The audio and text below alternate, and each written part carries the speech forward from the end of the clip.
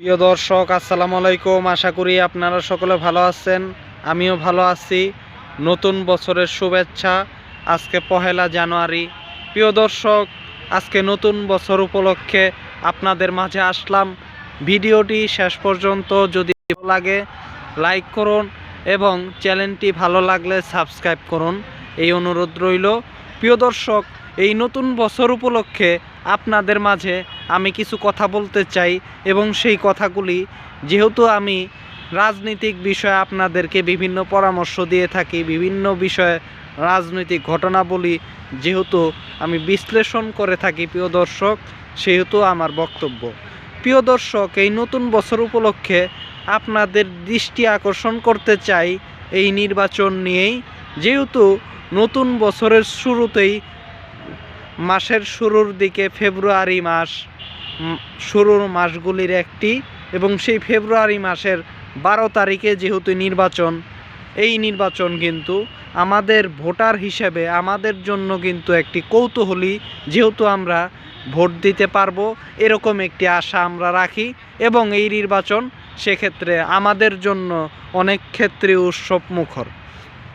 সেই হিসাবে এই নির্বাচন উপলক্ষেই আপনাদেরকে বলি যে প্রিয় দর্শক, এই নির্বাচন উপলক্ষে ইনশাল্লাহ আপনারা যেটা দেখতেছেন যে দুইটা জোট, বিএনপি এবং জামাতের মাধ্যমে দুইটা বলয় তৈরি হয়েছে রাজনীতিতে।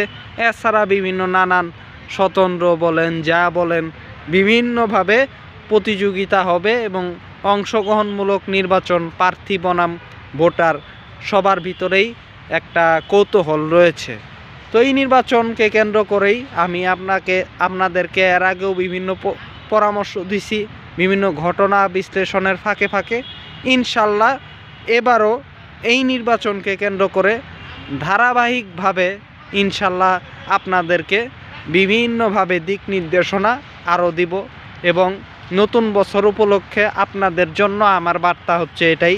এবং ভোটার হিসেবেও আপনারাও যেহেতু দেশের ভোটার, ভোট দিবেন, সেহেতু ভোটার হিসেবে আপনাদের জন্য আমার বার্তা যে ইনশাল্লাহ আমার কাছ থেকে আপনারা ইনশাল্লাহ নানান ধরনের পরামর্শ, বুদ্ধি পরামর্শ, আলোচনা, বিভিন্ন কিছু ইনশাল্লাহ এই নির্বাচন উপলক্ষে পাবেন। তো ইনশাল্লাহ আমি সেই হিসেবে এই চিন্তা করছি আপনাদের জন্য, এবং আমি আপনাদের সমর্থন কামনা করি, সহায়তা কামনা করি।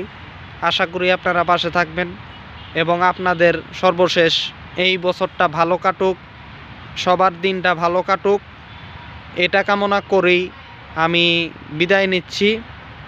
সুস্থতা কামনা করছি সবার, এইটা কামনা করেই বিদায় নিচ্ছি। আল্লাহ হাফেজ। ইনকিলাব জিন্দাবাদ।